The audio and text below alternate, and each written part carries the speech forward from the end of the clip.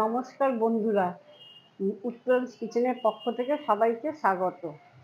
আজকে আমি তোমাদের তৈরি করে দেখাবো একটি নতুন ধরনের মিষ্টি কোকোনাট বল। কোকোনাট বল তৈরি করার জন্য আমি এখানে 4 চামচ চিনি নিয়েছি। আমি একটু কমই দিয়েছি, চাইলে তোমরা চিনিটা কম বেশি করে দিতে পারো। আর দিচ্ছি 25 গ্রাম কাজু। এবার আমি মিক্সিতে কাজু আর চিনি গুঁড়ো করে নিচ্ছি। এই দেখো আমার গুঁড়ো হয়ে গেছে।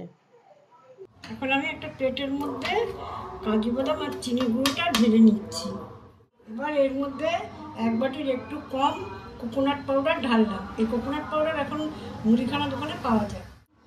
আর দিলাম গুঁড়ো দুধ, এটা কোকোনাট পাউডারের থেকে একটু কম আছে। এখন আমি এই সব গুঁড়ো উপকরণগুলো একসঙ্গে আমি হাত দিয়ে ভালো করে মিশিয়ে নেব। আর একটু এলাচ গুঁড়োও দিয়ে দিলাম।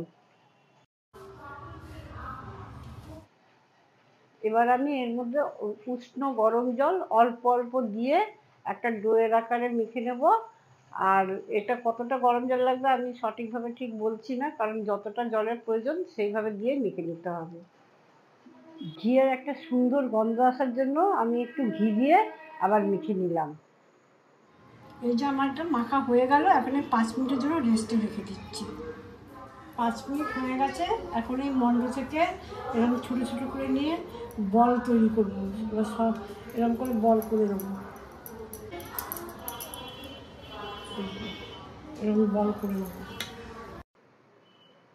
এইভাবে সব কটা বল আমি তৈরি করে তোমাদেরকে দেখাচ্ছি। এই দেখো আমার সব কটা বল তৈরি হয়ে গেল। এবার আমি গ্রেট করা খোয়া ক্ষীরের মধ্যে কোট করে তোমাদের দেখাচ্ছি। এই দেখো আমি এবার এই বলগুলো নিয়ে গ্রেট করা খোয়া ক্ষীরের মধ্যে একটা কোট করে নিচ্ছি। কোট করে নিয়ে আমি এই মোল্ডের মধ্যে রাখছি। এই দেখো সব কটা কোকোনাট বল খোয়া ক্ষীরের মধ্যে কোট করা হয়ে গেল এবং মোল্ডের মধ্যেও রেখে দিয়েছি। এবার আমি গার্নিশ করে তোমাদের দেখাচ্ছি। সব কটা কোকোনাট বল সার্ভ করার জন্য তৈরি হয়ে গেছে। এবার তোমাদের আমি রিকোয়েস্ট করছি, এই কোকোনাট রেসিপিটা তোমরা বাড়িতে একবার অবশ্যই বানিয়ে দেখো। আশা করি মনে হয় তোমাদের ভালোই লাগবে।